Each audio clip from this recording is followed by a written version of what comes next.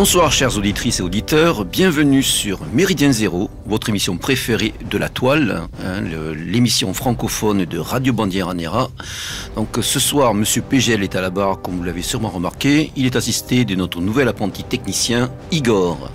Alors comme vous l'avez sûrement lu sur notre blog, nous allons parler ce soir d'une thématique lancinante qui nous est chère, que nous avons intitulée l'Europe en question au pluriel, et nous suivons en cela aussi en quelque sorte l'actualité éditoriale du moment avec la sortie d'un ouvrage et d'une revue. L'ouvrage, il s'agit celui de Georges Fenton-Tracol, que nos auditeurs, pour beaucoup d'entre eux, connaissent bien. Georges, bonsoir. Bonsoir aux amis de Méridien Zéro. Donc un ouvrage copieux et conséquent intitulé « L'esprit européen entre mémoire locale et volonté continentale » aux éditions d'Héligoland, avec une préface de Pierre Le Vigan, dont nous allons y revenir très rapidement. Et à ma droite, j'ai le plaisir aussi d'accueillir le directeur artistique d'une revue qui nous est chère, la revue Éléments, dont le dernier numéro est sorti il y a quelques jours, donc en kiosque, et que les abonnés devraient avoir commencé à recevoir. Bonsoir. Bonsoir. Donc nous allons aborder un petit peu cette question sur différents angles qui touchent à la fois à des aspects théoriques. Il s'agit un petit peu de faire la lumière sur ce que recoupe l'Europe. C'est plus que jamais problématique dans ces temps un petit peu de confusion, dans ces temps de chaos, dans ces temps de faillite programmée. Donc on va aborder des aspects théoriques et des aspects aussi plus factuels, notamment en relation avec le dernier numéro d'Éléments, dont la couverture est d'ailleurs ornée d'un euro qui est fort mal en point, n'est-ce pas Patrick ?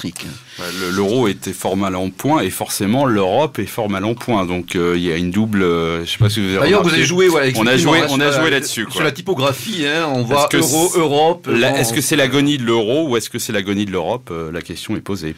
Donc je crois que pour nombre de nos auditeurs, il faut un petit peu faire la clarté sur ce que peut représenter encore l'Europe pour nous, ce qu'elle n'est pas, ce qu'elle n'aurait pas dû être, et à quoi aujourd'hui elle se destine peut-être à devenir. Alors Patrick, je vous laisse tout d'abord le micro. Et vous pouvez faire une petite généalogie sur cette thématique, cette typologie. Moi, je commencerai effectivement le problème de l'Europe, c'est qu'en ce moment, c'est pas très à la mode. Et on a pu le remarquer dans le débat des primaires socialistes. Personne n'a parlé d'Europe, à part en fait Arnaud Montebourg pour se retrancher sur la démondialisation. Mais l'Europe, on n'en a pas parlé. C'est le sujet qui fâche. Et le problème de l'Europe après 1945, il commence par son concept. N'oublions jamais qu'elle n'est pas née d'une volonté de puissance, mais d'un traumatisme, d'une honte, c'est les deux guerres mondiales.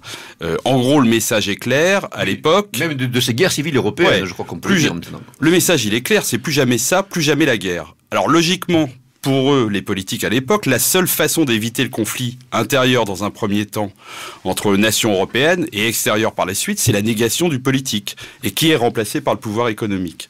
Ce qui fait que tant qu'on est resté dans une reconstruction pendant les 30 glorieuses avec des pays avec un fort taux de croissance, il n'y avait aucun problème. L'Europe marchait, plus ou moins, mais elle marchait parce qu'il y avait de la croissance. Mais là, à la première crise venue, et c'est ce qu'on est en train de vivre, devant des puissances comme les États-Unis, la Chine, les pays émergents, l'Europe est incapable d'exister. Donc vouloir construire, et le point de départ est là, c'est avoir voulu construire une puissance européenne sans pouvoir politique est tout simplement une aberration que l'on paye maintenant, et on le paye au prix fort. Oui, en fait, de compte, on a mis l'économie avant le politique, pour faire simple en tout cas, mais c'est quand même une image qui, je pense, reste valide. Avec l'idée quand même de refuser le politique. On a essayé de nous faire croire, on va commencer par l'économique et puis le politique viendra après, ce qui était déjà une aberration, mais je pense que sincèrement, il n'y a pas une volonté d'avoir une Europe politique. Le politique était attendu et espéré au tournant de la décennie 80-90, après la chute du mur de Berlin, mais ce politique n'est pas venu comme nous l'aurions souhaité. Georges ? Dès ce soir, je vais apporter une voix discordante à l'honorable invité de Méridien Zéro, Patrick PL, puisqu'il dit que seul Arnaud Montebourg a parlé à l'occasion des primaires de l'Europe. Il a oublié l'immense candidat Jean-Michel Baillet du Parti radical de gauche. C'est vrai qu'on l'avait presque oublié. Un candidat oubliable peut-être. 0,6%, donc c'est dire son importance, qui a fait campagne en faveur d'une Europe fédérale. Mais attention, l'Europe fédérale dans la bouche des radicaux de gauche qui sont les dignes héritiers de l'ineffable Clémenceau, personnage que je déteste, eh bien ce n'est pas l'Europe fédérale que nous souhaitons. En revanche, là où je rejoins parfaitement Patrick Peyel, c'est sur cette évacuation, cet exil du politique dans la construction européenne. Exil qui apparaît dès le début, puisqu'au Congrès de La Haye en 1947-1948, vous avez déjà une grande opposition entre deux camps. Ceux conduits par Jean Monnet, le technocrate Jean Monnet, qui veut l'exclusion du politique et la prédominance de l'économique.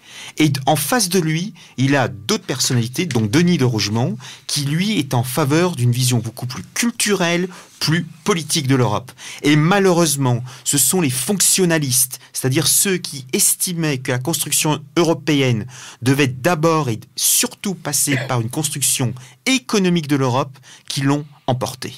De toute façon, c'était un signe des temps, quelque part. Où on voyait, on avait déjà vu ce processus d'effacement du politique par rapport à l'économique et ses lois, quelque part, qu'on lui donnait. Donc, de voir que, en fait de compte, on est en résonance, malheureusement, avec un air du temps qui, en plus, comme le disait très bien notre invité Patrick, était marqué par les traumatismes des deux guerres civiles qui ont déchiré l'Europe, ces deux guerres de 30 ans, quelque part, pour reprendre une terminologie qu'avait mise en avant Dominique Wiener, à juste titre d'ailleurs, et qui s'est greffé là-dessus comme une sorte de cataplasme pour éviter le retour du pire en quelque sorte. Et c'est un contexte que l'on peut comprendre, certes, mais en tout cas qui jetait un petit peu le bébé avec l'eau du bain quelque part. Mais malheureusement, c'est que ce système, cette primauté de l'économique a perduré, puisque l'acte unique européen de 1986 et ensuite le traité de Maastricht qui a mis en place le système de l'euro, c'était toujours sur ce pari, c'est-à-dire priorité à l'économique, priorité à la monnaie, sans penser à la politique. C'est-à-dire, on demandait aux États de transférer leur souveraineté vers le niveau européen, mais le problème, il n'y a toujours pas de cadre européen capable d'accepter la souveraineté, c'est-à-dire un cadre européen souverain. En fait, c'était plus une déperdition qu'un transfert. Parfaitement. Une totale déperdition dans la perspective d'un côté d'une reprise en main par l'OTAN et de l'autre côté, dans un sens beaucoup plus lointain, l'établissement de l'État universel dans le cadre de l'ONU. En tout cas, déjà du lien transatlantique. Bien entendu, le fameux marché transatlantique qui normalement devrait être mis en place autour de 2015. On peut considérer aussi surtout que, comme je le disais tout à l'heure, le passage des années 80-90, donc avec la chute du mur de Berlin, puis l'espoir formidable suscité par l'adhésion de nouveaux États, pouvait aussi laisser présager, en tout cas à beaucoup d'entre nous, notamment les plus anciens d'entre nous autour de ce micro qui ont vécu ces événements, qui n'étaient pas trop vieux, justement un retour du politique, par la nécessité, par justement la libération d'une partie du continent qui avait été sous suggestion soviétique, et on a vu ce qu'il en a été après Maastricht, et surtout l'absence de l'Europe lors des conflits balkaniques. Et aussi François Mitterrand qui avait eu une attitude très réservée par rapport à l'unification allemande, avait quand même lancé dès la fin de l'année 1989, au début des années 1990, le projet de confédération européenne. Projet de confédération européenne qui fut totalement retoqué sur l'influence des nouveaux États européens de l'Est, en particulier sur l'action de Václav Havel, le président de Tchécoslovaque puis ensuite tchèque, qui disait si la Russie rentre dans cette confédération européenne, il faut que les États-Unis et le Canada en fassent partie. Oui, ça c'est malheureusement le tragique malentendu qui s'est fait jour entre nos frères de l'Est ayant été soumis longtemps donc à l'orbite soviétique et qui n'ont trouvé d'autre choix que de se ruer dans les bras du grand frère américain, pour des raisons qui peuvent jusqu'à un certain point être compréhensibles, mais aussi qui tiennent au fait que ils ne percevaient pas une véritable souveraineté, une véritable Europe puissance qui aurait pu jouer un véritable rôle d'un espace intégré, pouvant peut-être les protéger à juste titre, ou au contraire par rapport à une vision un petit peu fantasmée de la Russie de l'époque, d'un danger russe qui pourrait renaître dans les années qui ont suivi. Donc comment voyez-vous en fin de compte cette articulation ces moments, ces occasions manquées qui se sont confirmées malheureusement au cours de la décennie 90?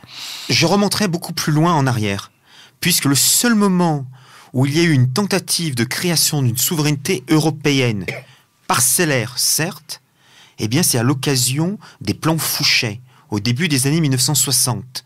Christian Fouchet était un ministre du général de Gaulle. Et il a réalisé, sur instruction du général de Gaulle, 3 plans, 2 qui sont principalement connus, dans l'année 1961-1962. C'était des plans qui mettaient en place une union des États d'Europe.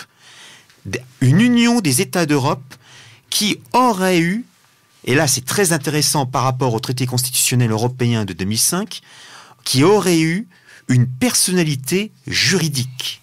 Alors c'est assez rigolo quand on entend des souverainistes qui se réclament du général de Gaulle refuser à l'Union européenne toute personnalité juridique. À l'origine, il était prévu que cette union politique européenne, voulue par Charles de Gaulle, je le répète, aurait eu une personnalité juridique, c'est-à-dire aurait pu être représentée dans le cadre de l'ONU ou dans d'autres États avec des ambassades. Eh bien, quand on regarde ces traités, ces projets de traités du plan Fouchet, d'abord, on est surpris par la facilité de lecture. Ce n'est absolument pas l'abscon traité de Maastricht, c'est encore moins le traité de Lisbonne. C'est extrêmement simple et il n'y a que très peu d'articles. Vous tapez sur Google plan Fouchet, vous verrez, vous tomberez rapidement sur des sites qui vous montrent encore ces textes qui sont remarquables. L'idéal serait qu'on retrouve, en les attaquant un tout petit peu, l'esprit des plans Fouchet pour refaire une Europe souveraine. Pas tout de suite, mais quand même dans l'urgence. Voilà, donc à vous entendre, c'est vrai qu'on s'aperçoit qu'il y a eu pas mal d'occasions manquées. Il n'y a eu qu'une seule occasion manquée, à ma connaissance, c'est le plan Fouchet. Toutes les autres tentatives n'ont absolument pas réussi, ou bien elles n'ont pas réussi parce qu'elles étaient déjà très économicistes. Oui, en tout cas, quand je parle d'occasion manquée, c'était aussi les moments historiques que nous avons vécu ces dernières décennies et qui étaient l'occasion justement de rebondir sur autre chose pour des élites politiques qui auraient pu être éclairées au bon sens du terme, en tout cas avoir cette conscience d'une véritable unité civilisationnelle pour l'avènement d'une Europe que nous la souhaitons. Malheureusement, ils étaient éclairés, ils n'étaient pas enracinés. Voilà. En tout cas, c'est vrai qu'aujourd'hui, il y a un certain trouble dans les esprits, dans notre mouvance au sens très large. On voit, les souverainistes ou les paléonationalistes ou nationalistes europhobes de toujours revenir à la charge, afin de trouver une confirmation de leur positionnement dans aujourd'hui la débâcle et le chaos prévisible dans lequel tombe le machin bruxellois, donc le machin technocratique dénommé Union européenne avec sa monnaie l'euro. Nous allons reparler tout à l'heure à l'occasion d'un examen du dernier dossier d'éléments. Mais que diriez-vous à nos auditeurs qui auraient tendance, je pense parfois par manque d'approfondissement de la question, ou par facilité, à faire un amalgame justement entre le destin prévisible malheureusement du machin bruxellois qui se prétend européen, en tout cas qui se prétend construire une Europe, et puis l'idéal qui est le nôtre, qui est un idéal civilisationnel, mais sur lequel sûrement vous allez développer. Alors, pour être très clair, je tiens à dire aux auditeurs de Méridien Zéro que j'ai voté aux 2 référendums européens en 1992 sur Maastricht et en 2005 sur le traité constitutionnel européen, non. Pour être très clair. Mais mon non n'était pas un non en faveur de l'État-nation. C'était un non en faveur de l'Europe. Personnellement, ce qui me gênait dans le traité de Maastricht, c'était pas la mise en place de l'euro, qui à l'époque s'appelait l'écu. L'euro sera donné plus tard. C'était surtout l'assujettissement de l'Union européenne par rapport aux structures de l'OTAN. C'est ça qui m'agaçait profondément. Tout le monde voudrait sortir de l'euro ou contester l'euro. Il ne faut pas jeter le bébé avec l'eau du bain, dit-on de manière familière. Non, l'euro est un outil remarquable. S'il est en train de pécher, c'est en raison et à cause du personnel politique. Je tiens à rappeler que le traité de Maastricht avait mis en place des critères de convergence économique. Ces critères de convergence économique devaient encadrer l'économie des États membres de l'Union économique et monétaire. Par exemple, 3% de PIB de dette, une inflation très faible. Des critères économiques monétaristes très importants, dans une perspective libérale, certes. Eh bien, ces critères n'ont jamais été respectés. Du temps de Aznar, quand celui-ci était Premier ministre espagnol, c'était à l'époque de la cohabitation Chirac-Jospin, la France avait déjà un important déficit. La Commission européenne avait sorti le carton jaune en disant à la France, mais aussi à d'autres États, de ce qui allait devenir le club Med, c'est-à-dire l'Espagne, le Portugal, l'Italie, et je crois bien déjà la Grèce, faites attention, votre déficit budgétaire est en train de s'amplifier. Dans les textes européens, il était possible que la Commission européenne mette des amendes aux États. Et tout de suite, les souverainistes protestaient en disant « c'est inacceptable qu'une commission qui ne représente rien du tout sanctionne un État souverain ». Mais c'était dans les traités européens, il ne faut pas l'oublier. Or, et Aznar, ici, était un des plus chauds partisans pour que, puisqu'à l'époque l'Espagne avait un budget remarquable, c'était l'époque où l'Espagne d'Aznar était un moteur économique de l'Union européenne, eh bien Aznar voulait que la Commission européenne sanctionne la France avec des amendes, puisque l'amende allait ensuite être répartie aux États bénéficiaires. Eh bien, jamais ces amendes n'ont été versées. Pourquoi ? Parce que Chirac, Jospin et aussi Schröder avec l'Allemagne sont intervenus, ont fait pression en disant « les traités c'est bien, mais il y a des circonstances exceptionnelles et donc on ne va pas les appliquer ». Et c'est à partir de là que vous avez eu ces courses vers l'abîme de l'euro. On n'a pas respecté les critères de Maastricht. Bon, en tout cas, Georges, puisque vous avez développé sur l'euro, je vais poser aussi un petit peu la question à Patrick, dans la mesure où le dossier principal du 141e numéro de la revue Éléments s'intitule « L'agonie de l'Europe et de l'euro ». Donc, il y a notamment deux articles lumineux d'Alain Benoît dans ce dossier, à savoir « L'année 2012 sera terrible », une magistrale analyse et généalogie de la crise bancaire, dans laquelle nous actuellement nous survivons de cette manière, et d'autre part, un article intitulé « L'euro, il faut en faire une monnaie commune ». Alors Patrick, quel est un petit peu l'axe de réflexion d'Alain Benoît, d'un article d'ailleurs qui, je dois le dire, est magistralement didactique et d'une clarté apollinienne pour les gens qui ne sont pas forcément versés dans les mécanismes financiers et économiques. Alors l'article, on ne va pas décrire tout l'article d'Alain de Benoît. Laissons la primeur aux auditeurs qui de le lire, se ruer sur le numéro. Et qui à mon avis sera plus clair à la lecture que mon propre commentaire. Non, je voudrais juste revenir sur ce que disait Georges sur le problème de l'euro. Il y a quand même un gros problème au départ de l'euro, c'est qu'on a décidé de créer une monnaie unique, alors qu'on aurait dû, effectivement, Alain de Benoît parle, lui, d'une monnaie commune, et il faudra qu'on explique la différence. Mais le problème au départ de l'euro, c'est qu'on part sur une monnaie qui est une volonté quand même très française, hein, l'euro. Il faut savoir que Mitterrand, à l'époque, a... grosso modo dit, voilà, aux Allemands, je vous laisse vous réunir, mais moi je veux l'euro.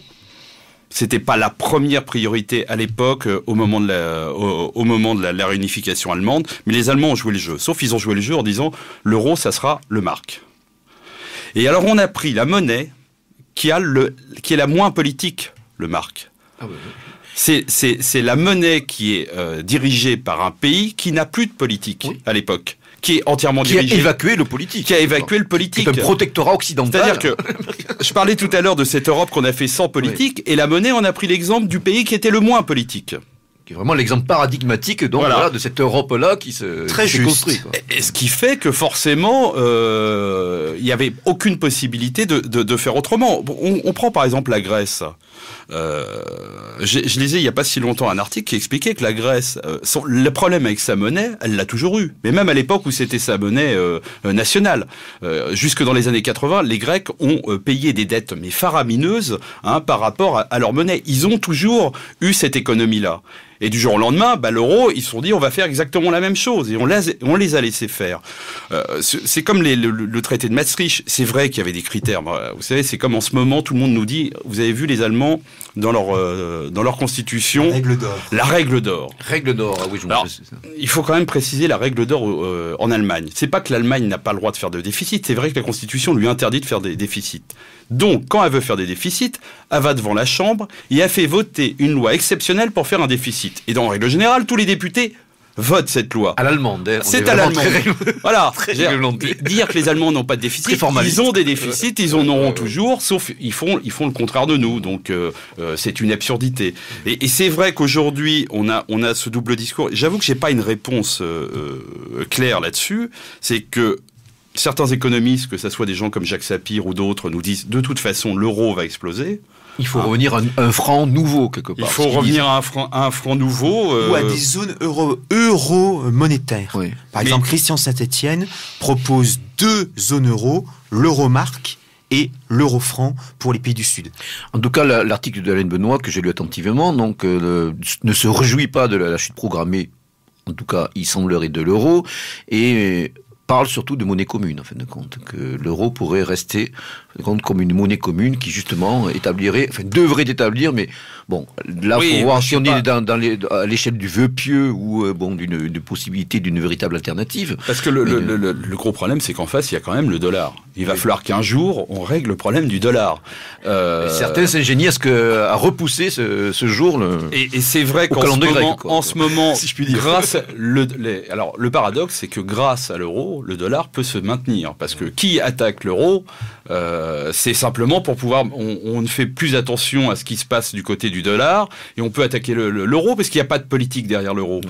Pensez-vous aussi que, comme certaines voix le mettent en avant, il y a quand même une guerre cognitive qui est menée par les anglo-saxons, par Wall Street et la City, une guerre cognitive très claire à travers leurs médias dominants vers l'euro, avec bien sûr les attaques spéculatives qui suivent dans ce sillage-là. Comme le disent certains commentateurs, certaines analyses, je pense notamment au fameux LEAP 2020 de Franck Banchieri, donc c'est cet organe de prospective qui dit qu'en fin de compte, il faut quand même raison garder, il faut être prudent sur justement ces effets d'annonce, sur cette montée un petit peu aux extrêmes, cette peur généralisée que diffusent à l'envi de nombreux médias, ou en tout cas des dépêches qui sont reprises aussi par les médias dominants. Que pensez-vous un petit peu aussi de cette hypothèse?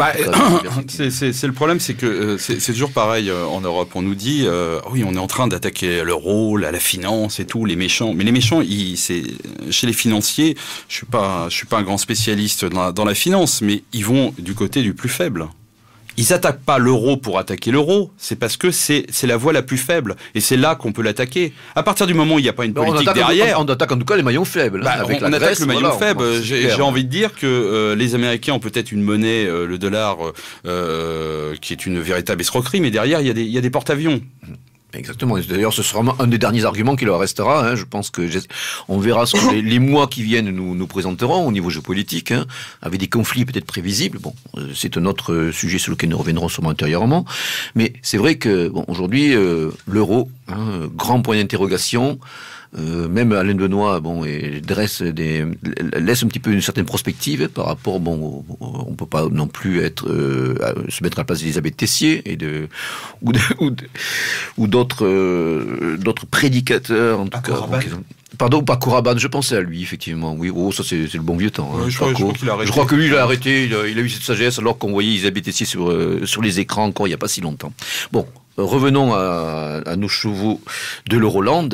Donc en fait, Georges, vous avez développé donc dans votre copieux ouvrage qui fait plus de 700 pages, qui est un recueil de nombreux articles parus sur différents supports. Rappelons donc vous êtes le maître suprême du site Europe Maxima, que vous avez collaboré toujours à certaines revues, dont Élément, la défunte Esprit européen, Culture normande, le magazine national des seniors. Vous avez participé aussi à des recueils collectifs. Donc, et on avait surtout parlé de votre orientation rebelle. Donc, quel est un petit peu le corps de ce nouvel ouvrage, excusez-moi, je suis un peu fatigué, qui, en fin de compte, revient aussi sur des points que vous avez déjà développés, mais aussi avec surtout des cas d'espèce et des exemples précis des figures et des mouvements qui sont abordés au gré des pages. Alors, comme vous l'avez bien dit, cher Pascal, il s'agit d'un recueil d'articles, la plupart publiés ou mis en ligne, mais il y a aussi des inédits. Ça fait un total de 70 textes, préfacés par un grand contributeur d'Europe Maxima, l'ami Pierre Levigan, que je salue ce soir. L'esprit européen entre mémoire locale et volonté continentale, le titre est très clair. L'esprit européen, ce n'est pas seulement l'esprit de l'Europe. c'est aussi un esprit, et là je reprends la vision triscalaire des patries, Trois patries. Ouais, 3 échelles. Eh bien, c'est à la fois l'esprit européen se manifeste aussi bien au niveau du continent qu'au niveau des nations, qu'au niveau des régions, des pagis, des petits pays. Des patries charnelles. Des patries charnelles. Tout simplement. Je crois que sur Zentropa, il y a quelques mois, quelqu'un avait fait un très bon texte qui s'intitulait « L'Europe, patrie de nos nations ». Eh bien, je pourrais reprendre, malheureusement le titre est déjà pris, je pourrais reprendre pour intituler l'esprit européen entre mémoire locale et volonté continentale. L'Europe n'est pas que le continent européen. Et ce n'est surtout pas la crise actuelle de l'euro. Ce n'est surtout pas la Commission européenne de Bruxelles. Ce n'est surtout pas Monsieur Barroso ou l'extraordinaire et merveilleux Herman Van Rompuy. Qui connaît charismatique Herman Van Rompuy. Qui connaît Herman Van Rompuy, qui est le président du Conseil européen? Quelqu'un élu pour 2 ans et demi, quand on sait que les responsables de la Banque Centrale Européenne sont élus pour 8 ans. Ça laisse songeur. Eh bien, l'esprit européen, c'est pour montrer qu'il y a une possibilité d'une autre Europe. Nous sommes, cher Patrick, cher Pascal, cher Igor, nous sommes des alters européens. Nous sommes en faveur d'une Europe autre. Et cette Europe autre, on ne la trouve qu'à travers son histoire, qu'à travers ses régions, ses patries charnelles, mais aussi ses nations. Car j'ai beau être un grand adversaire de l'État-nation, je reconnais quand même la nation, c'est-à-dire une communauté de peuples qui a la même langue, les mêmes croyances et surtout le même territoire. Natio, de souche commune, hein, avant sûr. tout, en tout cas au sens initial, au Moyen-Âge notamment, hein, lorsqu'on avait les nations dans l'université de Paris, hein, c'était avant tout ces patries charnelles hein, dont on parlait. Mon cher Pascal, vous dites que le sens jacobin, dans le livre, je fais une mise au point. Je dis bien qu'il faut faire attention, et moi-même, je suis le premier à employer à tort et à travers le terme jacobin. Il existe un fédéralisme jacobin, voire la constitution de l'an 2 du comité de salut public qui proposait une très forte décentralisation, voire aussi quelqu'un de décédé aujourd'hui, Bruno Etienne, qui avait écrit avec 2 autres personnes le temps de l'Europe, dans lequel il développait une vision fédéraliste et jacobine. Pour eux, le jacobinisme, c'est surtout la volonté du peuple. C'est pour ça que j'essaye maintenant d'abandonner le terme jacobin pour des termes comme centralisateur ou unificateur total. Oui, qui parle sûrement plus d'ailleurs à la majorité de nos auditeurs, hein, qui aujourd'hui, bon, malheureusement, l'enseignement de l'histoire étant ce qu'il devient hein, dans notre éducation dite nationale, bon, ce terme est de moins en moins partagé par la majorité des anciens élèves. Alors, dans votre livre, effectivement, vous le divisez. Votre livre est divisé en plusieurs grands chapitres, et parmi ces premiers chapitres, 8 parties. donc voilà, 8 parties. Parmi ces premiers chapitres, justement, pour un petit peu donner une substance à cette approche triscalaire de l'identité, de l'esprit européen, vous parlez de la France et de ses identités. Et donc une thématique qui vous est chère, donc à travers plusieurs articles. Est-ce que vous pouvez un petit peu reprendre quelques-unes des thématiques que vous abordez concernant donc cette notion, cette question? Alors le titre de cette partie est d'abord un clin d'œil à l'ouvrage magistral de Fernand Braudel, sorti en 1984-85, L'identité de la France. Pour Braudel, la France n'avait qu'une seule identité. Mais quand on lit le livre de Braudel, on découvre que la France est une et multiple.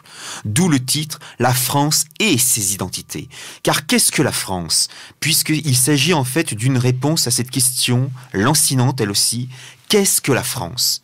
Qui peut se répercuter avec qu'est-ce que l'Europe? Qu'est-ce que la France? La France est une petite Europe, c'est une Europe en miniature, c'est un territoire où cohabitent historiquement les grandes aires de peuplement européens. Il y a des Celtes, des Latins, des Germains, des Scandinaves avec les Normands, et puis aussi des Slaves. N'oublions pas les populations polonaises qui sont venues travailler dans les bassins houillers, et puis aussi les Russes blancs qui ont fui la révolution bolchevique. Bien, nous allons faire une première pause dans cette émission qui s'annonce, je l'espère, passionnante pour les auditeurs, à travers un morceau que mon cher Georges, vous allez nous présenter. Alors, c'est un morceau qui est dont le titre est basque, Akatush Sera, qui veut dire liberté, chantée par un groupe corse, l'Accorsghi. L'Accorsghi, c'est le terme corse pour désigner la petite arquebuse, et c'était une unité d'élite de l'armée de Pascal Paoli, puisque je fais une figure que vous évoquez dans votre dans ouvrage, mon justement. ouvrage, quelqu'un pour qui j'ai une grande admiration. Eh bien, écoutons ce chant à la fois corse et basque, qui démontre les identités de la France et de l'Europe.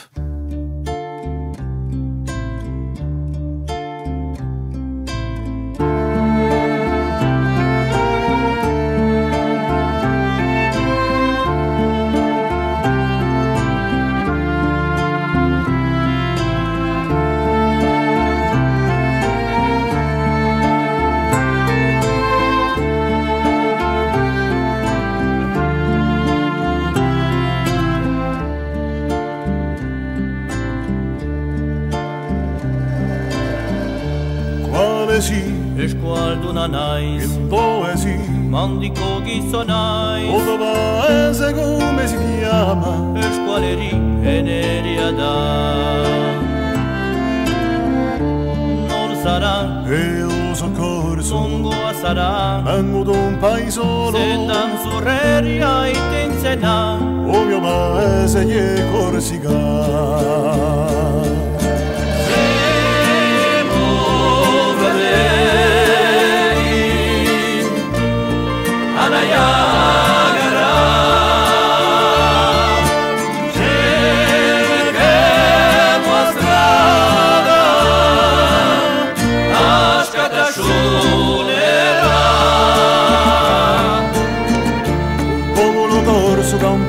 Dal mare, di nostre antenati ari quasi morello sono strane di campa, senza riorte smariscerà.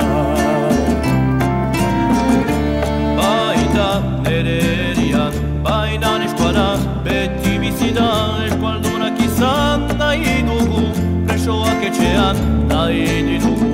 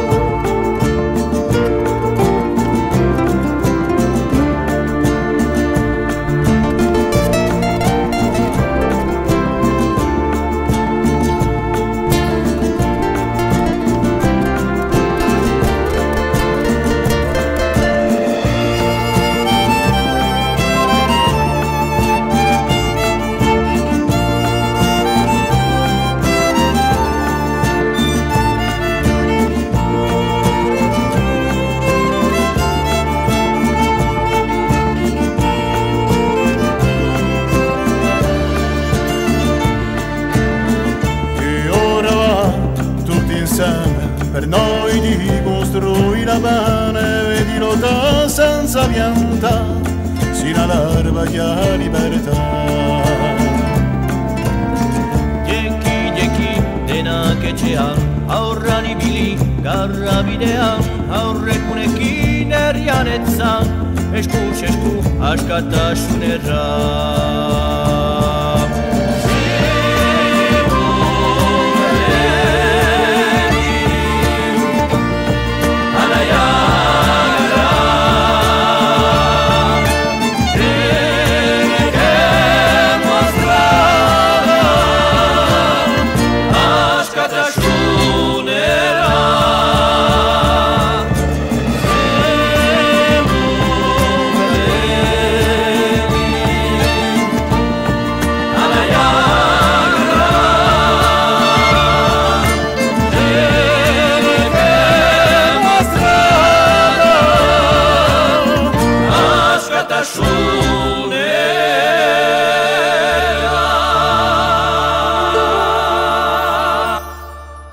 Bien, Bien, chers auditeurs, nous voici de retour après ce magnifique morceau, un dialogue croisé entre Basque et Corse. C'est Patrice Charnel qui nous sont chers et surtout c'est Patrice Charnel qui partage des orientations et des soucis communs par ce groupe magnifique qui est l'Arkousgi, ou l'Arkousgi, je ne connais pas trop la prononciation du corse, elle laisse à désirer, les auditeurs corses me pardonneront, je l'espère. Alors, nous allons revenir un petit peu à la déclinaison de cette triple identité qu'on peut relier à l'esprit européen tel que Georges Fetentracol le voit et vision d'ailleurs que nous partageons tout autour de cette table et je pense chez pas mal d'auditeurs, en tout cas nous l'espérons, à travers l'échelon local, l'échelon régional dont vous parlez à travers surtout deux chapitres, un chapitre relatif plus précisément à notre France bien mal en point et surtout en prenant également des exemples dans le reste de l'Europe, que ce soit la Belgique, que ce soit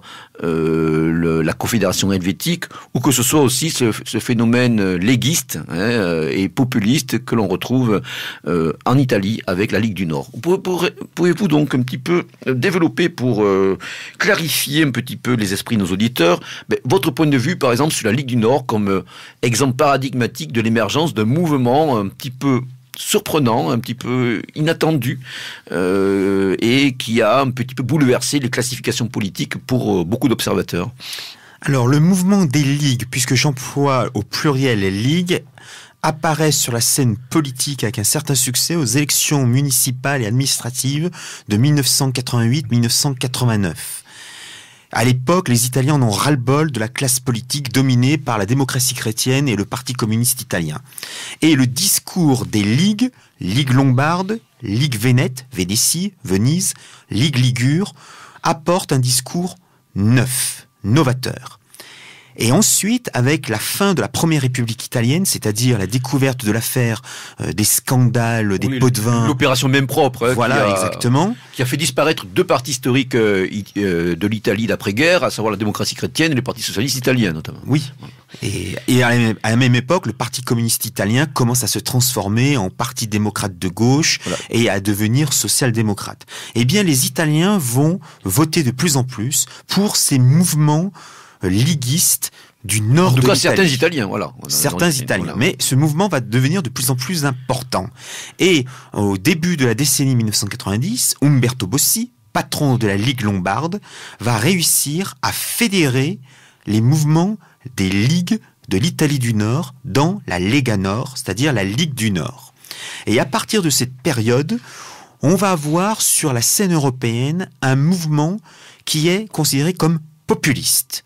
Un mouvement populiste, régionaliste, avec de fortes tendances ultralibérales à l'époque, puisque la Ligue du Nord veut la sécession au sein d'un État qui s'appellerait la Padanie, dont la colonne vertébrale est tout simplement le Po, le fleuve Po, qui traverse le nord de l'Italie, contre Rome, considérée comme la voleuse, et les Terroni. Les Terroni, c'est un terme injurieux pour désigner les cutéreux du sud de l'Italie, la Sicile, le Mezzogiorno, dominé par la mafia. Eh bien, les Italiens du Nord, les Padaniens ou les Padans, vont dire on en a ras-le-bol de payer pour Rome, on veut être maître chez nous, et nous nous orientons plutôt vers la Mittel Europa. Le journal de la Ligue du Nord, la Padania, c'est longtemps considéré comme le journal mittel-européen. Je rappelle que la Vénétie et la Lombardie fut longtemps dans l'orbe impérial des Habsbourg. Oui, la Vénétie tardivement d'ailleurs. Jusqu'en 1866. Exactement, oui. Donc à l'époque du Risorgimento. Il faut savoir, oui, on se souvient d'ailleurs que la Ligue du Nord, dans l'orbite de la Ligue du Nord, s'est développé aussi des activités métapolitiques non négligeables, notamment la résurgence d'une identité celtique à travers des associations comme Terra Insubre. Et oui, toujours d'ailleurs une revue de haute tenue. Ces mouvements de ligue ont reçu une influence très importante de certains responsables des nouvelles droites européennes. À l'époque, l'Église catholique italienne voyait d'un très mauvais œil le développement des ligues, d'où le caractère très anticlérical de Bossi. Bossi n'a jamais hésité à critiquer l'Église catholique, même si dès 1994, dès 1995, détrompe-toi, Garibaldi était hostile à l'Église catholique. Oui, mais je dis Donc, inhabituel dans l'après-guerre, en tout cas. Oui, dans l'après-guerre. Même les communistes, ils avaient laissé nom Pépone un oui, peu. exactement. Bon, oui, oui. Pour reprendre une personnage Il n'y a qui que nous est le cher. parti radical, transnational, libertaire qui était hostile à l'Église catholique. Et certains courants du Parti socialiste. Bien, fermons la parenthèse. Eh bien, pendant très longtemps, la Ligue du Nord a formé ses militants sur une thématique celtique, enracinée, populiste, je dirais même folkish ou folciste, avec des idées qui nous sont relativement proches. Il y avait aussi une réflexion juridique et politique avec certains figures comme Gianfranco Miglio. Voilà. Gianfranco Miglio qui fut, si vous voulez, pour faire simple et disons en schématisant, si vous voulez, c'est un peu le Julien Freud italien.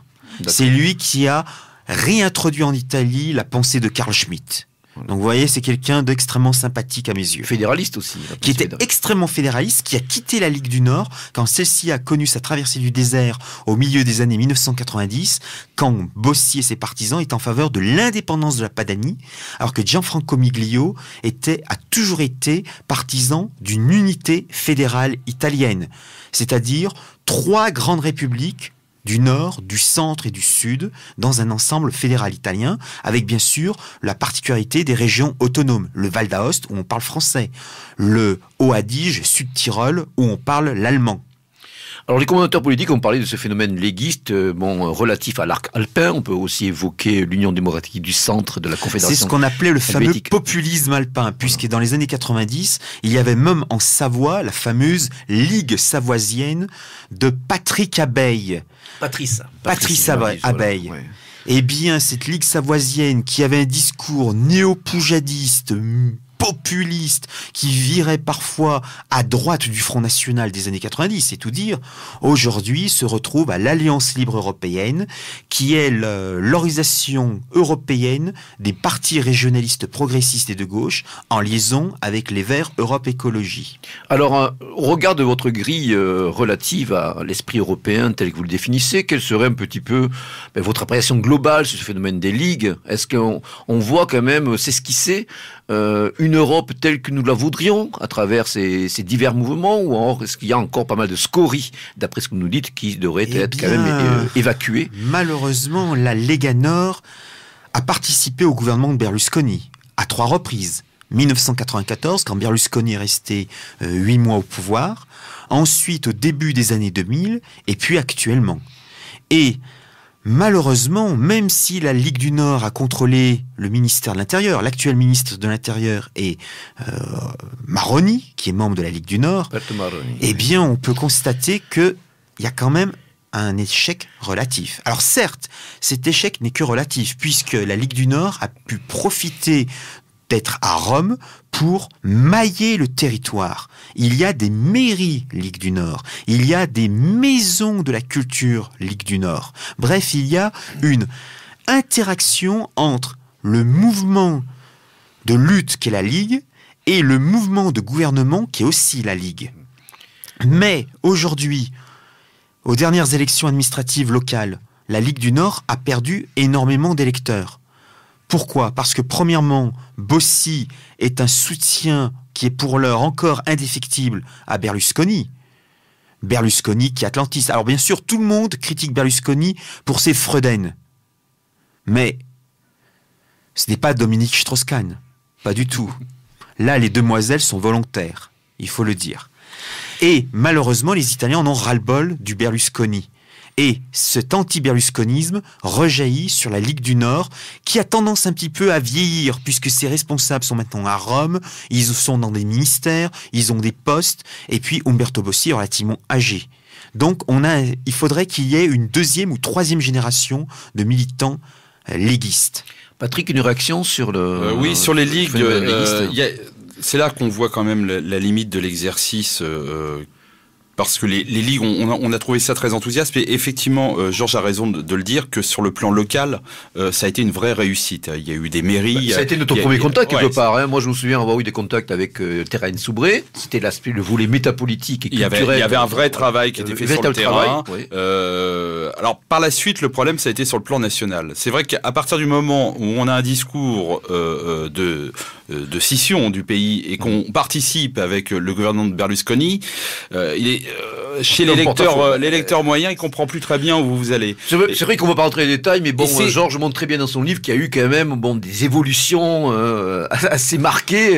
Des virages à 180 degrés. Quand Bossi dit le matin, je suis pour l'indépendance de la Padanie, je suis pour que la Padanie rentre dans l'Union européenne, dans l'euro, et que le sud de l'Italie garde la lire. Et puis ensuite, le soir, voilà que Bossi s'allie avec Berlusconi de Forza Italia, mais aussi et surtout avec Gianfranco Fini de l'Alliance nationale, y compris en 1994, quand c'était le mouvement social italien, c'est-à-dire les héritiers du fascisme, de l'unité italienne. Voilà, une vision unitaire, jacobine, centralisée de la construction italienne. C'est pour ça que si on a une leçon à retenir là-dessus, parce que chez nous, en France, on a eu je dirais le mouvement inverse.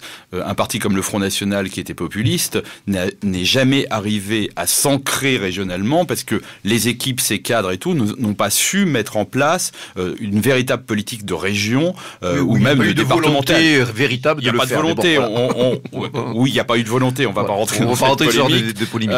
Mais là, on retrouve tout l'esprit jacobin des partis politiques à la française.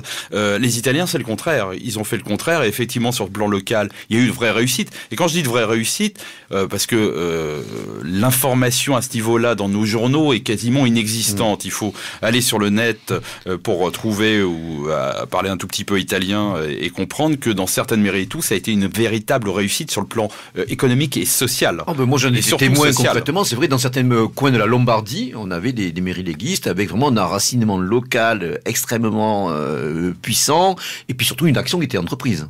Alors justement, aujourd'hui, on voit notamment certains mouvements qui essaient un petit peu, avec plus ou moins de pertinence, de reprendre, de transposer cet exemple italien. Je pense notamment au bloc identitaire, avec certaines de ses déclinaisons, en tout cas proches, Ligue du Midi, Ligue du Sud, que vous inspire un petit peu ces tentatives, sans rentrer pour autant dans les détails. Est-ce que vous pensez que ce modèle est transposable de par notre histoire, de par notre culture, de par notre approche de la question étatique?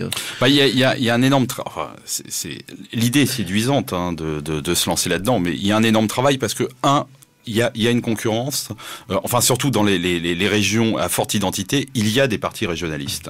Qui ont été très historiquement marqués à gauche, voire très à gauche. Qui ont été, l'extrême gauche a fait une OPA quand même très longtemps. Pour certaines régions, un tout petit peu moins pour la Corse, mais c'est vrai que un tout petit peu moins aussi pour l'Alsace. Il y a des variations régionales. Sur le plan régional. Donc on rentre en concurrence et avoir un mouvement identitaire sur tout l'ensemble du territoire, c'est très difficile à mettre en place. C'est vrai qu'on a des mouvements, par exemple, comme Atsao en Bretagne, qui est carrément indépendantiste, qui ne le cache pas.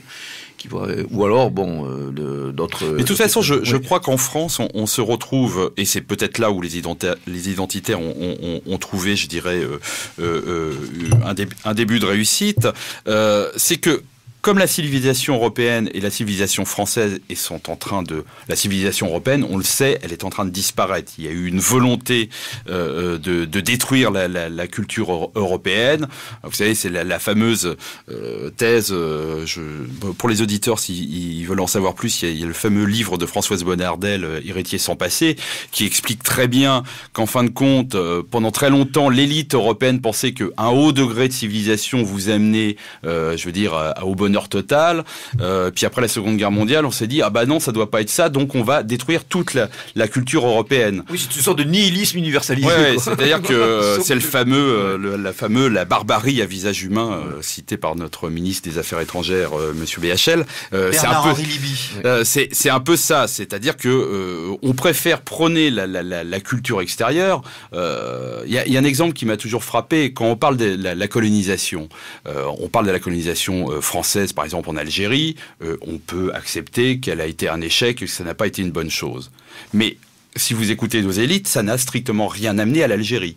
Par contre, quand vous prenez la colonisation... ça n'a fait que créer un État qui n'avait jamais existé. Quand vous prenez la colonisation de l'Espagne par les Maures, Alors là, c'est la culture andalouse, arabo-andalouse. La cohabitation harmonieuse des trois religions. Voilà, beaucoup d'historiens continuent à broder là-dessus. C'est quelque chose qui est formidable. C'est-à-dire que la colonisation, quand c'est les Européens, elle est mauvaise. Donc forcément que les peuples se sont retrouvés dans des identités régionales et ont trouvé ces identités régionales comme un refuge, car il n'y a plus de civilisation autour d'eux. Donc la région, la langue, une langue régionale est importante, leur culture, leur famille, leur clan. On revient à ce que les Allemands appellent le Heimat, qui nous est beaucoup plus familier, beaucoup plus proche, qui meuble un petit peu nos souvenirs d'enfance, quelque part, qui nous enracine véritablement, charnellement, dans un topos, dans un endroit, dans un paysage. Georges ? Le cas de la Ligue du Nord ne peut pas être reproduit en France, pour une raison simple. La France est une vieille construction politique, alors que l'Italie n'a que 150 ans d'existence. Par ailleurs, en Italie, 50% des Italiens sont naturellement bilingues. Ils parlent l'italien officiel, mais ils parlent aussi leurs dialectes locaux. Ah oui. En Italie, pour ceux qui y ont été un temps soit peu, ils savent très bien que souvent, lorsque se présentent des Italiens, ou eux-mêmes se présentent, ils disent d'abord de quelle ville ils sont originaires avant la région. Il y a de forts enracinements. Le campanilisme est très important en Italie. C'est assez frappant. Le romain n'est ni du sud ni du nord, il est romain. Il est romain. Il y a d'ailleurs un dialecte savoureux et très particulier. Alors justement, Georges, pour poursuivre dans l'évocation de votre ouvrage, vous évoquez certaines figures. Bien sûr, on ne va pas revenir à tous les exemples que vous abordez. J'aimerais quand même que vous développiez le cas d'un grand Européen qui est récemment disparu, je crois au cours de l'été, si je ne m'abuse. Au mois de juillet. Otto de Habsbourg-Lorraine, qui semble avoir pas mal de hauts suffrages. Et vous pouvez un petit peu présenter cette figure d'une altière européanité et montrer à nos auditeurs qu'est-ce que peut représenter cette figure qui quand même incarne un pan entier de l'histoire de notre continent. Oui, alors Otto de Habsbourg-Lorraine est décédé au mois de juillet 2011. C'était le fils aîné du dernier empereur d'Autriche, roi de Hongrie, Charles. C'est quelqu'un qui a vécu dans son enfance en exil au Portugal et en Belgique. C'était un extraordinaire polyglotte. Il parlait 5-6 langues de manière parfaite et il fut député européen de la Bavière pendant plus de 20 ans. C'était quelqu'un qui a toujours considéré, au nom de l'héritage autrichien, de l'héritage des Habsbourg, de l'héritage bourguignon, qu'il était aussi européen. Et a toujours voulu défendre une autre Europe, une vision politique de l'Europe à travers le mouvement pan-européen. Alors justement, j'allais y venir, ça fait un lien un petit peu avec le dossier d'Éléments, dans la mesure où Éléments a interviewé un des représentants aujourd'hui en France de ce mouvement pan-Europe, sur lequel donc vous allez développer davantage, mon cher Georges, à savoir donc Jean-Claude Empereur, qui a été interviewé dans le dernier numéro d'Éléments, un interview tout à fait éclairant, et sur lequel, en tout cas, il n'y a pas de grands désaccords qui peuvent jaillir, en tout cas de notre part. Donc, que représentait ce mouvement pan-Europe ? Alors, le mouvement pan-européen ou pan-Europe a été fondé par le comte Richard Coudenhove-Kalergi. Le comte Richard Coudenhove-Kalergi a écrit un livre dans les années 30 qui s'appelait Pan-Europa, c'est-à-dire Pan-Europe. Son père est un comte de l'aristocratie tchèque, fidèle des Habsbourg. Sa mère est une japonaise. Donc c'est un Eurasien avant l'heure. Et le comte Richard Coudenhove-Kalergi a toujours été un grand partisan de l'unité européenne. Pour lui, l'unité européenne s'était déjà manifestée dans l'histoire à l'époque du Moyen-Âge. Et il voulait que les Européens retrouvent cet esprit. Alors, on a beaucoup accusé Coudenhove-Kalergi d'être un mondialiste. Puisqu'il est vrai, dans les milieux souverainistes, encore aujourd'hui, on fait ce type de... Il est vrai que dans son ouvrage, il veut l'unité de l'Europe, comme il veut l'unité du continent américain, du continent africain, du continent asiatique, et ensuite, dans un second temps, l'unité mondiale. Mais ça, c'était dans l'esprit non conformiste des années 20 et 30. Je renvoie les auditeurs aux ouvrages éclairants d'Olivier Dard sur le sujet. Donc, on a accusé Coudenhove-Kalergi d'être un affreux mondialiste caché. Alors, il est vrai qu'après la Seconde Guerre mondiale, il s'est rapproché des États-Unis. Il a voulu renforcer le lien transatlantique contre l'Union soviétique et le danger communiste. On était aussi dans un contexte particulier. Le contexte était on a du mal parfois à apprécier. Mais on oublie de dire que si Koudenov-Kalergi a toujours été un adversaire farouche du national-socialisme hitlérien, il avait au contraire une très grande sympathie pour l'Italie fasciste de Benito Mussolini. Il l'a rencontré à 3 reprises. Il y avait aussi le prince Karl Anton Rohan, je crois, non? Oui, il était un grand ami du prince von Rohan, grand penseur autrichien, mais c'était dans le cadre de l'Autriche et du chancelier Dollfuss, ce qu'on appelle l'austrofascisme à Vienne. Eh bien, Koudenov-Kalergi, à plusieurs reprises, pensait, aussi bien en Italie que Mussolini pourrait être à l'origine d'une unité européenne, mais en même temps, Koudenov-Kalergi et ensuite Otto de Habsbourg-Lorraine discutaient avec les politiciens français, y compris avec Aristide Briand, le radical socialiste. Alors, Patrick, comment vous est venue l'idée d'interviewer Jean-Claude Empereur? C'est une idée de notre ami Alain de Benoît, qui le connaît bien. Et alors, l'avantage de Jean-Claude Empereur, c'est que c'est quelqu'un qui est capable de vous redonner un peu d'enthousiasme. Ah, mais son entretien vraiment est revigorant. Hein, alors, pour le présenter, Jean-Claude Empereur est le vice-président de Pan-Europe France, qui est la branche française de l'Union pan-européenne internationale, comme l'expliquait Georges. Et Jean-Claude Empereur, il explique la crise que l'on est en train de vivre, c'est peut-être l'occasion. En tout cas, si je peux me permettre, le bien nommé. Bravo Pascal. Vous êtes arrivé à me... Il est tard. Ouais. On va essayer de reprendre. Donc Jean-Claude Empereur a cet avantage, c'est que pour lui, cette crise, il n'y a pas mieux. C'est une aubaine. C'est une aubaine. C'est une occasion. C'est une occasion politique de reprendre. Lui, il parle d'une puissance réémergente. Il faut qu'on se considère comme une puissance réémergente. C'est vrai, je trouve que la formule est assez juste. Elle est assez pertinente. Et le choix, il considère que de toute façon, les financiers, il va falloir quand même leur expliquer qu'on ne remboursera pas la dette. Mais quand il parle de la dette, c'est pas simplement la dette grecque, c'est-à-dire la dette européenne dans son ensemble, et qu'à partir du moment, et cette idée est quand même assez savoureuse, c'est de dire qu'à partir du moment où l'Europe reprend les dés en main et leur dit, ben voilà, on va changer les règles du jeu, une puissance économique comme l'Europe peut se permettre ça vis-à-vis des marchés financiers. Et pour peu qu'on ait le sentiment qu'il y a une véritable reprise. Voilà, donc à partir d'une volonté politique européenne, voilà, il faut une volonté européenne. Ouais. Effectivement, on n'en prend pas vraiment, on n'en prend pas vraiment le chemin. Mais c'est vrai que c'est une idée qui est de dire, de toute façon, le monde libéral tel qu'il est ne peut pas se permettre de dire à l'Europe, ah bah non, on n'est pas d'accord avec vous. Si l'Europe a une volonté politique, donc pour lui, c'est le labyrinthe ou le chaos à ce niveau-là. Oui, on revient toujours à la fameuse maxime de Nietzsche. Hein, l'Europe se fera-t-elle au bord du tombeau? Devra-t-elle, en tout cas, ce tombeau vers lequel nous acheminons, en tout cas, vers des perspectives peu engageantes, hein, vers une forme de chaos, quelque part, et de bouleversement. D'ailleurs, Alain Benoît ne le cache pas aussi. Hein, des articles, j'ai beaucoup aimé les fins ouvertes de ces articles qui montrent que des choses vont se produire. Également, des mouvements, on peut espérer sur des mouvements populaires qui devront, au moment venu, être positivement canalisés. Mais c'est vrai que des choses risquent de se produire. C'est l'année 2012 sera terrible, hein, comme formulé dans le dossier. Le dossier. Mais paradoxalement, ça peut être une chance d'une prise de conscience, d'une réaction. Qui ne se répète jamais advenu dans des temps confortables, dans des temps où le ciel est calme, hein, où il n'y a pas ces turbulences dans lesquelles nous sommes plongés et qui s'annoncent plus que jamais, quoi. Voilà, donc c'est au moins la touche optimiste du numéro, parce qu'effectivement le grand article sur l'année 2012 sera terrible, ne donne pas beaucoup d'optimisme, mais c'est vrai que Jean-Claude Empereur dans son article, et effectivement cette réémergente, c'est cette politique de dire, effectivement, les solutions qu'on est en train de nous donner, c'est de dire on va sortir. Ce mot est important. On sort de l'euro, on sort de l'Europe. Mais en sortant, on sort où ?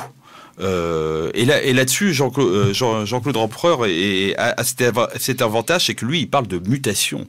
Il faut avoir une mutation, parce que la sortie, c'est forcément en arrière, et en arrière, on ne sait pas du tout ce qu'il y aura. De toute façon, quitter l'Europe, on reste en Europe. Géographiquement, la France sera toujours en Europe, et son problème de dette, ses problèmes, elle les aura toujours. Oui, mais de toute façon, je me rappelle que le jeune Guillaume Fay, dans son fameux nouveau discours à la Nation européenne, parlait de métamorphose. La situation européenne est métamorphique par essence. Encore faut-il qu'elle ressurgisse, qu'elle se régénère, qu'elle se reprenne en main par la volonté de ses peuples, par l'émergence de nouvelles élites qui seront empreinte de ce rêve européen tel que nous le partageons. Donc, Georges, vous avez évoqué toutes ces figures. Il y en a une qui m'est très chère, qui est très connue, qui est très inconnue. Désolé, c'est Philibert Besson.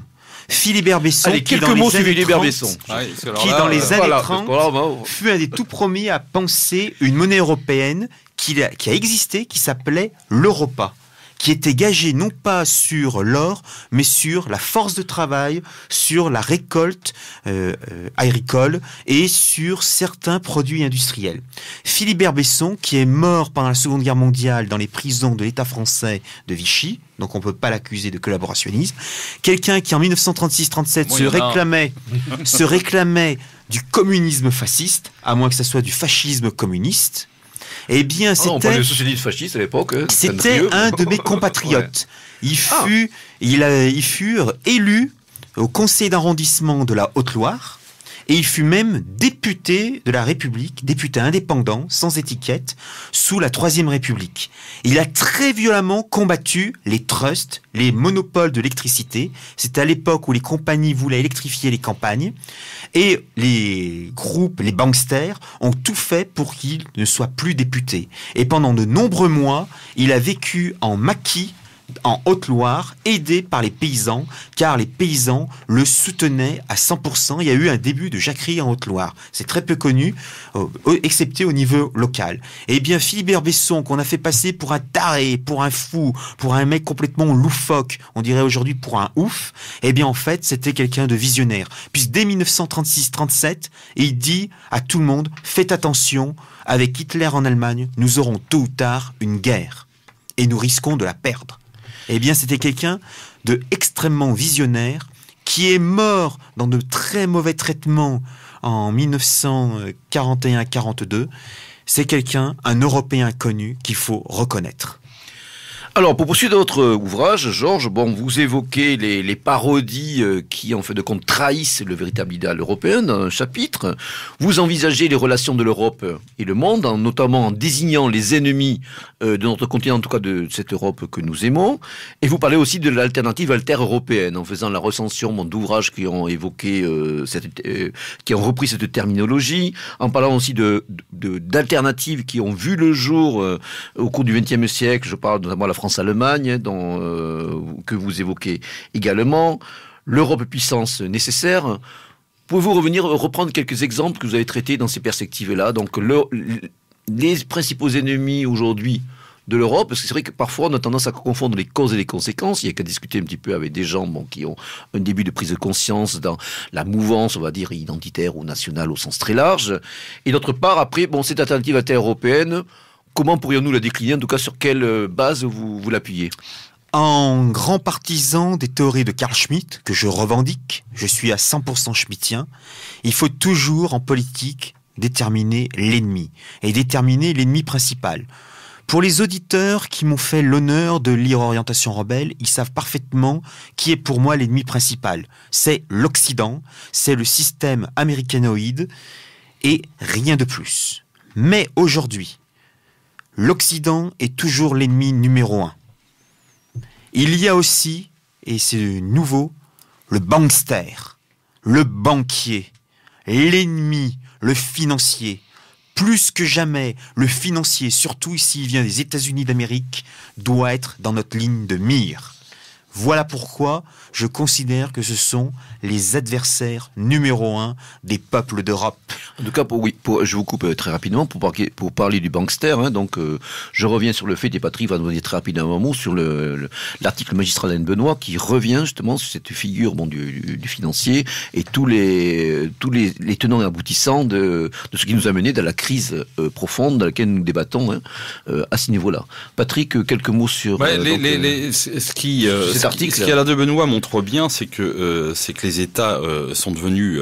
parce qu'effectivement, il y a les banques c'est les méchants, la finance, c'est l'usure, c'est les méchants. Mais en même temps, ce sont les États qui se sont mis, qui se sont retrouvés prisonniers de ces banques. Qui ont démissionné quelque part du rôle qu'aurait dû je vous donne un chiffre, enfin qui paraît complètement délirant, mais enfin, il faut savoir que les 4 principales banques centrales mondiales ont injecté 5 000 milliards de dollars dans l'économie entre 2008 et 2010, soit le plus grand transfert de richesse de l'histoire du secteur public vers le secteur privé. C'est-à-dire qu'on est arrivé avec des ensembles de banques qui sont de toute façon, vous savez, moi je me souviens quand j'étais jeune et enfant, c'est arrivé. Les banques, il y en avait beaucoup en France. Aujourd'hui, il y a 2 ou 3 banques qui sont des banques françaises. C'est-à-dire qu'on est arrivé à un niveau de banques qui sont tellement énormes, de restructuration, que les États ne peuvent pas les abandonner. On ne peut pas les mettre en faillite. Le jour où la BNP va faire faillite, ou la Société Générale fera faillite, peut-être que là, on arrivera dans le plan de Jean-Claude L'Empereur, mais là, ça sera une véritable catastrophe. Donc, il va falloir quand même revenir, et Alain de Benoît en parle, il va falloir revenir à un niveau de dette qui reste régional, structurel. Il y a peut-être un démembrement des banques à faire, là, c'est une vaste question, de refaire des banques comme les Allemands. Les Allemands ont peut-être cet avantage, ont des banques qui sont beaucoup plus faibles, mais si l'une de leurs banques cède, fait faillite, ça sera beaucoup moins catastrophique que les banques françaises. Donc les États se sont retrouvés prisonniers là-dessus, et aujourd'hui, pourquoi Alain de Benoît explique l'année 2012 sera terrible, parce qu'on n'aura pas le choix de payer. Il va falloir payer ces banques. Et c'est ce qui est en train de se négocier aujourd'hui. En tout cas, pour sauver ce système-là. Pour sauver ce système-là, mais de toute façon, ça c'est toujours le même problème, c'est que certains bons révolutionnaires vont vous dire allez, on laisse tomber, etc. et tout, mais enfin le problème c'est que souvent leurs propres économies ou leurs propres salaires sont dans ces banques. On va se le prendre en pleine la figure de toute façon. Voilà, bon, ça peut être rigolo, c'est pas pour certains, mais ça sera une véritable catastrophe si une banque française tombe. Et justement, les banques françaises profitent de leur taille en expliquant aux États, vous n'avez pas le choix, vous êtes obligés de nous sauver. Oui, on est pris par le coup. Nous sommes pris à la gorge. À la gorge, complètement. Donc, c'est vrai que... Par une élite, par des oligarques, puisqu'il ne faut pas oublier que souvent, les hauts responsables des groupes bancaires viennent de l'ENA et sont liés avec le système politique. Ce n'est pas anodin si tous les derniers mercredis du mois, vous avez les grands banquiers qui se rencontrent dans un lieu de Paris que les auditeurs de Méridien Zéro doivent très certainement connaître s'ils ont écouté les émissions avec Emmanuel Ratier. Eh bien, ce n'est pas anodin. Il y a des connivences. Il y a interpénétration, il y a consanguinité, en quelque sorte. Il y a ce qu'on appelle le pantouflage, c'est-à-dire pendant 5 ans je suis dans l'administration, pendant 5 ans je passe dans le privé, je m'en mets plein les poches, mes potes sont de retour au pouvoir, je rentre dans les cabinets ministériels, je fais quelques petites affaires en même temps, et après quand l'opposition arrive au pouvoir, hop, je retourne dans le domaine privé. Tous ces messieurs dames s'en mettent plein les poches. Pendant ce temps, le peuple souffre. Donc, pour revenir un petit peu sur l'alternative alter-européenne, donc vous dites bien dans un petit chapitre, le 63e chapitre, si je ne m'abuse, que nous devons plus que jamais être bruxello-sceptiques au nom de l'Europe. Donc, vous clarifiez bien un petit peu les termes de l'alternative, en quelque sorte, en montrant bien que, notre vision de l'Europe ne se réduit pas à cette vision réductrice et surtout cette trahison profonde de l'idéal qui est le nôtre. Bien évidemment, il faut plus que jamais être bruxello-sceptique. Je reviens à ce que j'ai dit au début d'émission. Il ne faut pas jeter le bébé avec l'eau du bain.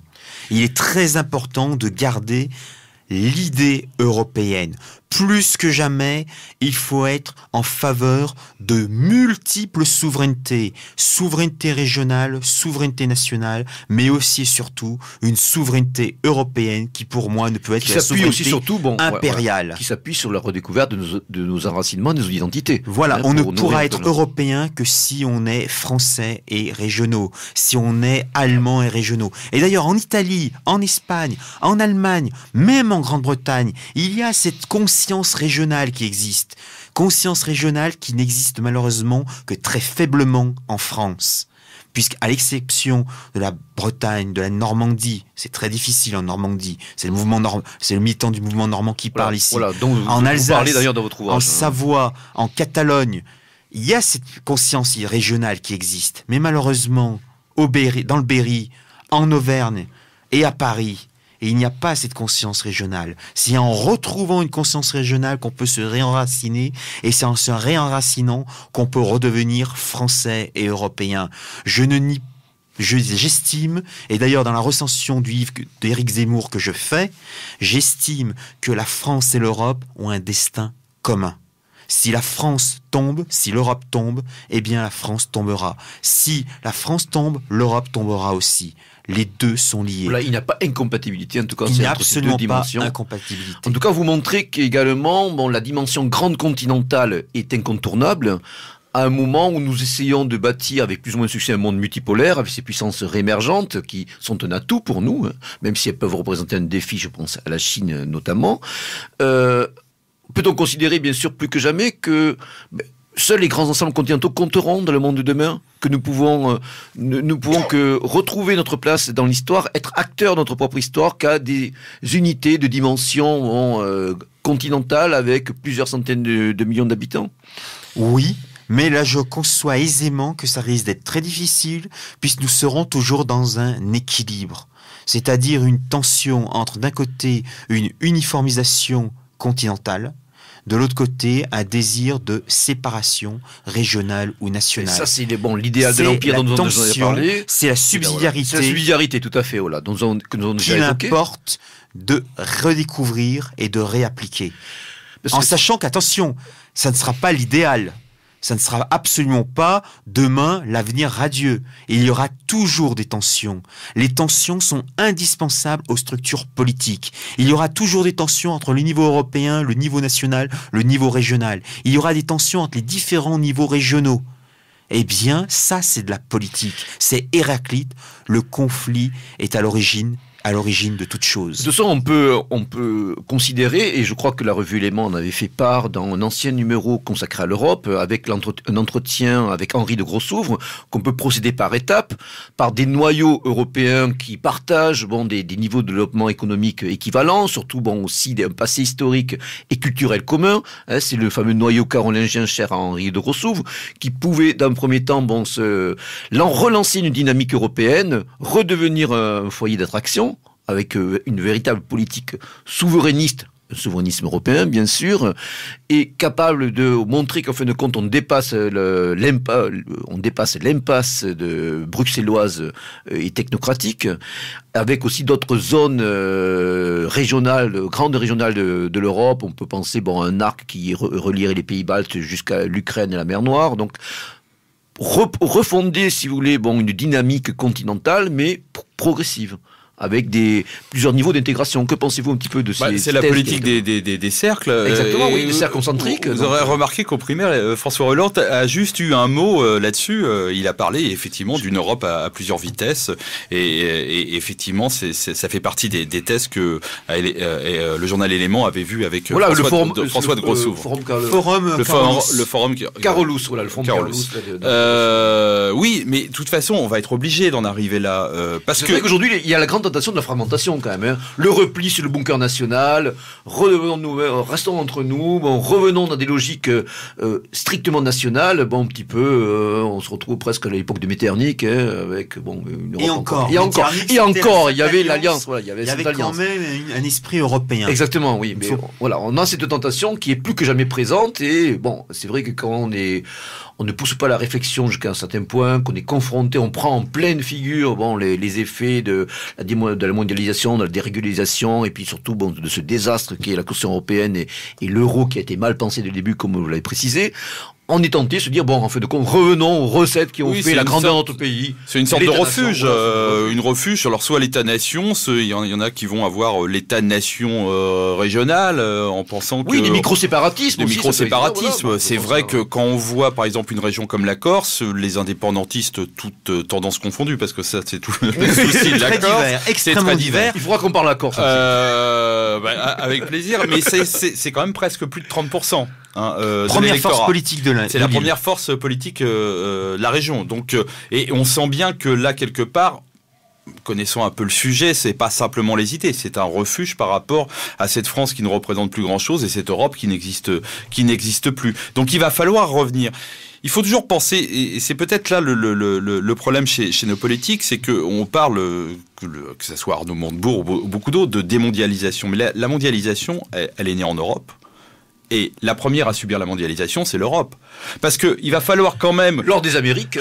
va falloir quand même qu'on explique aux gens, bon. c'est que la mondialisation, elle n'est pas partout dans le monde. Malheureusement, peut-être, ou heureusement, mais la Chine a une politique, a une culture, est nationaliste. Les Russes reprennent... Les Russes redeviennent souverains. Les Russes redeviennent souverains. Les Américains le sont. Vous prenez la politique qui est en train de mener, par exemple, le Brésil en ce moment, on peut parler de politique souveraine. Ils sont pas dans un grand ensemble, et celle qui subit cette mondialisation, c'est-à-dire qu'en fait la mondialisation a été plus forte et plus rapide que l'Europe. En même temps qu'on construisait l'Europe, on a une Europe qui est tentée de sortir de l'histoire. Oui, qui refuse. Mais l'Europe sans rivage. Mais c'est l'Europe effectivement qui sort de l'histoire et qui est rentrée beaucoup plus dans la mondialisation que dans l'Europe elle-même. Il n'y a pas d'Europe, elle n'existe pas. Quelles sont les limites, les frontières de l'Europe ? Essayez de trouver un livre de géopolitique sur l'Europe. On en parlait avec l'auteur de... son nom m'échappe, et qui a fait un dictionnaire de la géopolitique. François Tual ? Non. Le dernier qui vient de sortir, c'est pas grave, ça me reviendra.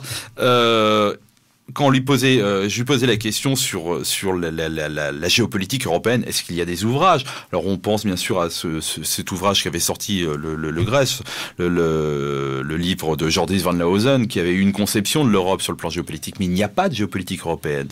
Ça n'existe pas. À partir du moment où il n'y a pas une puissance politique, on ne peut pas théoriser sur sa géographie, sa puissance, etc. Les canons de la géopolitique allemande. Oui, c'était les canons de la géopolitique allemande. Chopra a essayé de mettre en place une géopolitique française. Qui oui, mais qui est française, qui n'est pas européenne. Mais elle n'existe pas. L'Europe n'existe pas géopolitiquement. Donc forcément, il va falloir l'inventer. Parce que c'est, à mon avis, quand même... et pour cela, ça nécessite une vision. Oui, une vision continentale. Et bon, les écrits théoriques existent. Les linéaments civilisationnels et culturels sont encore... il y a des reliquats solides qui peuvent servir de base de régénération, mais il s'agit plus que jamais de générer des élites politiques conscientes de ce type-là. Et on est loin du compte, c'est vrai que... on peut se demander si un désespoir, ce serait que la crisis, on est loin, amène... Et je dirais même plus, on est loin du compte et on est en recul. Quand vous prenez l'Europe sous la Renaissance ou l'Europe sous le Moyen-Âge, les élites étaient beaucoup plus européennes. Il y avait une circulation des élites qui n'existe plus. Un intellectuel, un peintre, un écrivain faisait le tour d'Europe dans sa vie pour voir ce qui se passait. Il y avait plus de circulation des idées qu'aujourd'hui en Europe. C'est autre chose qu'Erasmus. Bon... D'ailleurs, Régis Debray... Même si Erasmus a ses mérites. Régis Debray, qui est souverainiste, qui est nationaliste... Oui, que vous abordez dans votre ouvrage, d'ailleurs, Georges. Dit cet état de fait. Il dit qu'il est passionné par l'aventure d'Arte. Il dit qu'il est passionné par les échanges. Or, il déplore qu'aujourd'hui, les intellectuels soient dans le carré de Saint-Germain-les-Prés. Ou bien à Wall Street et en Californie. Oui, parce que concrètement, aujourd'hui, si vous ne parlez pas plusieurs langues, les idées ne sont pas traduites. Les grands penseurs italiens ne sont pas traduits en français, les grands penseurs allemands sont quasiment pas traduits ou très peu, et vice-versa. C'est-à-dire qu'il n'y a plus cette circulation à ce niveau-là, parce que le livre coûte cher. Là, on est dans un problème économique. Surtout en France. Mais contrairement à l'Italie, par exemple, c'est... Voilà, contrairement à ce qu'on croit, la France est de plus en plus isolée sur le plan du monde des idées, parce qu'elle n'a plus rien à dire, et qu'elle ne prend pas ce qui est autour d'elle. Et il y a beaucoup de choses intéressantes, effectivement. Georges en parlait, que ce soit en Italie ou en Allemagne. Beaucoup de suffisance, de cécité, d'arrogance de la part de nombreuses élites françaises qui ont toujours on n'a plus que BHL à présenter. C'est voilà. Glucksmann aussi. Glucksmann. Bref, ce sont des références indispensables de la pensée. Alors, pour revenir à la revue Éléments, donc le dernier numéro ne se réduit pas bien sûr à ce passement de dossier que nous avons un petit peu donc effleuré. Pouvez-vous nous présenter donc le reste du contenu de cette revue assez riche. On a commencé par un grand entretien avec Richard Millet. Richard Millet. On s'est dit, on s'est dit qu'il fallait quand même l'interroger. Le fonds Salomon français. Moi, je le considère comme le fonds Salomon français. Donc on a la rédaction d'Éléments a posé chacun, que ça soit Michel Marmin, Pierre Le Vigan, Alain de Benoît, je dois en oublier, je crois qu'il y avait Valérie Valcarieux. Il y a Fabrice Valcarieux aussi. Voilà. Lui ont posé des questions et on a un grand entretien qui va être maintenant, je veux dire, assez régulier dans la revue d'Éléments. On va commencer par un grand entretien avec une personne qu'on considère comme importante et intéressante. Sur le plan des articles, on parle effectivement de Tintin parce que Tintin va arriver dans quelques jours. Alors on ne parle pas du film, hein, mais on se pose la question. On a par rapport au livre qui vient de sortir de Francis Bergeron. Oui, Donc qui suis-je aussi. Voilà, on a un entretien avec Francis Bergeron et puis un article de Michel Marmin sur Tintin. On a aussi un entretien avec Jacques Vergès qui s'est lancé, vous savez, dans cette grande croisade mais qui a co-signé, je crois, un article avec un récent invité de notre émission, Roland Dumas. C'est pas vrai. Moi, je les appelle, vous savez, c'est le duo qui est là, qui ont décidé maintenant, on y va, on se lâche, et je trouve ça quand même extraordinaire. Alors là Jacques Vergès. Jamais trop tard pour bien faire. Non, mais commencer à bien faire. Jacques Vergès dans Éléments et Roland Dumas dans Réfléchir et Agir. Qui l'aurait cru il y a 20 ans? Qui l'aurait cru? Peut-être Jacques Vergès. Jacques Vergès, c'était déjà plus évident. Oui, c'était plus évident déjà à l'époque. Déjà à l'époque du salaud lumineux. Même je me souviens à l'époque de la première guerre du Golfe, il était venu sur Radio Courtoisie contre la guerre. Donc il y a un grand entretien où effectivement notre ami Bernard-Henri Lévy et notre président s'en prennent un peu dans les gencives. Notre hyper-président. Sachant que Jacques Vergès va faire attaquer Nicolas Sarkozy au tribunal de la Haye pour crime contre l'humanité. Donc je pense que ça risque d'être savoureux. Ça risque d'être savoureux. Les juges de la Haye, bon. On a un hommage de François Bousquet, de Vladimir Dimitrievitch, l'éditeur, le grand éditeur, le dernier grand éditeur européen, comme le disait Pierre Agrépari, de l'âge avec d'homme. Un fond d'ouvrage remarquable, et je ne peux que recommander aux auditeurs parisiens, en tout cas de la région parisienne, de passer aux 5 rue Férou pour se rendre compte vraiment de la richesse incroyable. Les grands auteurs qui ont été édités, que ce soit de littérature ou géopolitique, etc. C'est extraordinaire. J'ai eu le privilège de le connaître à une époque, ayant été impliqué dans les initiatives contre l'agression de l'OTAN contre le Kosovo en 1999. C'était le départ d'un long compagnonnage avec notamment des grands figures de l'âge d'homme, notamment François Bousquet, que nous avons connu à l'époque, mais un grand monsieur qui travaillait sur la librairie à Paris. Notre Dimitri a disparu et il nous manquera. Voilà. Ensuite, on a un article très intéressant sur la dictature et l'impossible révolte. Et là, la dictature. C'est sur l'addiction. Et sincèrement, on sort de cet article qui est effrayant. Qui nous pousse à nous remettre en cause dans nos comportements quotidiens. À nous remettre en cause et peut-être à surveiller un peu plus nos enfants au niveau de la télévision, de la nourriture et de tout ce qui existe. Nos enfants subissent des phénomènes qui peuvent nous échapper et surtout leur échapper. Et qui nous échappent parfois aussi. Voilà, exactement. Un article de Pierre Le Vigan sur l'amour, Eros ou Agapé. Alors là, je n'irai pas vous commenter parce que je ne l'ai pas encore lu, même si j'ai fait parce que le problème, c'est que je n'ai toujours pas la revue alors qu'elle est sortie en kiosque, mais vous savez, c'est toujours comme ça. Les cordonniers sont toujours les plus mal chaussés. Autrement, on a un article assez original. Moi, au départ, j'étais un peu sceptique et en le lisant, c'est sur le tigre. Alors là, j'ai appris énormément de choses. Moi, j'ai appris beaucoup de choses sur la présence de fauves dans la haute antiquité européenne. Pour le retour du tigre en Europe. Il y a eu des léopards en Europe. Il y a eu des léopards. Des lions, on s'en doutait. Voir les mythes d'Héraclès, qui rejoint un grand projet dont le président Vladimir Poutine s'occupe, qui est la réintégration des tigres, du tigre sibérien. C'est bien sûr, c'est pas dans au Kazakhstan et dans l'extrême-orient russe. Mais en tout cas, c'est un article. Dommage. Moi, je pensais le tigre dans le Larzac, c'était très bien. Oui, je sais pas mal. Non, mais c'est vrai que l'auteur prône un certain ensauvagement comme un retour à nous-mêmes. Un retour d'ensauvagement. Non, c'est un entretien singulier mais intéressant. Ouais. Thèse défendue naguère par Robert Hénard, grand penseur de l'écologie conservatrice. Exact. Exactement. On est dans la même Georges. lignée. Il y a un portrait bien sûr sur Gilbert Ken Chesterton qui a été fait. Voilà, on a fait à peu près le tour de ce numéro, donc un numéro assez riche. Et puis bien sûr la mort à crédit de Robert de Hert qui nous fait toujours son éditorial. Oui, mais qui met le doigt où ça fait mal. Hein. Bon, c'est vrai que le crédit nous rend Il est là pour esclaves. ça. Des références aussi, bon, à une figure qui nous est chère, qui est chère à nos camarades italiens, parce qu'il a donné son nom à une maison célèbre, en tout cas, un lieu de vie célèbre de Rome après la guerre Termini. Ezra Pound, qui a été l'un des premiers, et qui montre à vitupérer contre l'usure, qui en fin de compte engendré petit à petit le monde dans lequel nous vivons, qui montre qu'en fin de compte nous devons nous efforcer d'établir une véritable révolution copernicienne dans notre manière d'entrevoir le rapport à l'argent, le rapport aux choses, le rapport aux objets, dans notre quotidienneté la plus immédiate. C'est bien sûr un véritable défi, vu que nous pouvons nous départir de certaines réalités qui dictent nos comportements quotidiens, notre vie au jour le jour, mais ça montre la radicalité qui doit être la nôtre. Quand je dis radicalité, une fois de plus, soyons bien clairs, c'est le fait de revenir aux racines des mots et surtout d'entrevoir les moyens nécessaires de revenir à ce qui nous fonde. Alors, nous allons terminer cette émission en redonnant un petit peu les références des ouvrages et de la revue qui ont été un petit peu l'objet de notre propos, de cette Europe en question qui a servi de fil rouge de cette émission. Alors je redonne les coordonnées de l'ouvrage de notre ami Georges Felten-Trakoff, les coordonnées, le titre: L'esprit européen entre mémoire locale et volonté continentale, aux éditions d'Heligoland, donc qui est vendu pour la modique somme de 25 €. Il y a un rapport quand même. 548 pages. 548 pages. Donc il y a de la lecture. En plus, on peut s'amuser à prendre les chapitres isolément, au gré de. Oui, ça c'est l'avantage. Et puis on découvre un nombre de personnages. On peut toujours trouver un moment dans la journée où se plonger dans ces articles qui nous poussent à la réflexion et à la méditation.